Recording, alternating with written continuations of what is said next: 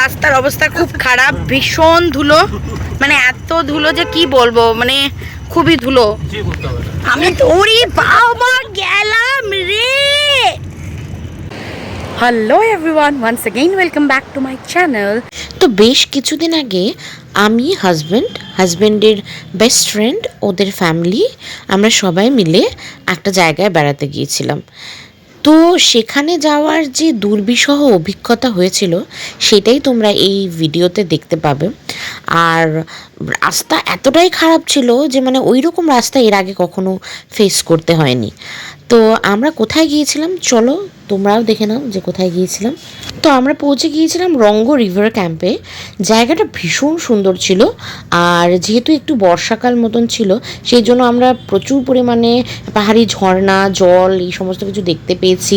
কিন্তু এই ক্যাম্পে পৌঁছানোর জন্য আমাদের সেই উঁচু পাহাড় থেকে নিচে অনেকটা নামতে হয়েছিল, আর যেহেতু বর্ষা হয়েছিল সেই জন্য পাহাড়ের রাস্তাগুলো প্রায় ধসে গিয়েছিল। তাও যাই হোক, এত কষ্টের মাঝে সেখানে পৌঁছানোর পর আমরা বোনফায়ার করি, রাতে চিকেন টিক্কা নিজেরা বানিয়ে খাই।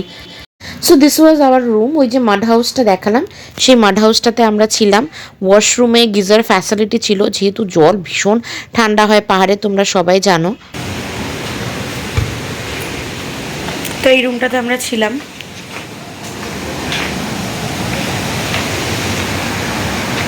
এবার একটু আমরা নিচে যাই, কমপ্লিমেন্টারি ব্রেকফাস্ট আছে, ওই ব্রেকফাস্টটা খেতে যাব নিচে, দেখি কি থাকে ব্রেকফাস্টে। এই এটা দেখতে মাড হাউস, বাট এটা সিমেন্টের উপরে মাটি লেপে দেওয়া। দিনের বেলায় ঠিক এইরকম দেখতে লাগছে।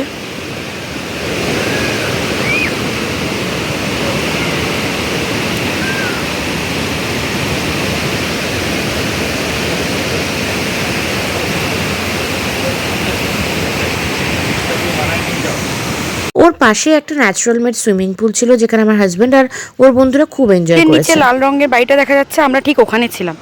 মানে এতটা নিচে তোমাদেরকে ট্রেকিং করে করে করে করে ঠিক ওই জায়গাটাতে যেতে হবে।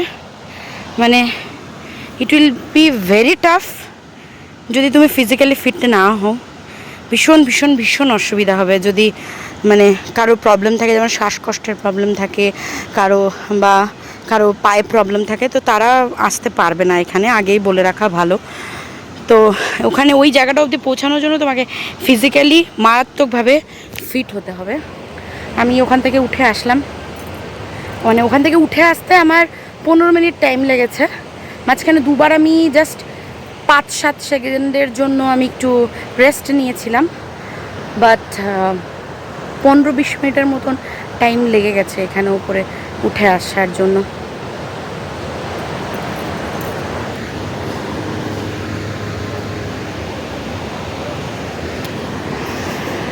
এখানে আমরা 5 জন ছিলাম, আমাদের খরচা পড়েছে 9400 রুপিস।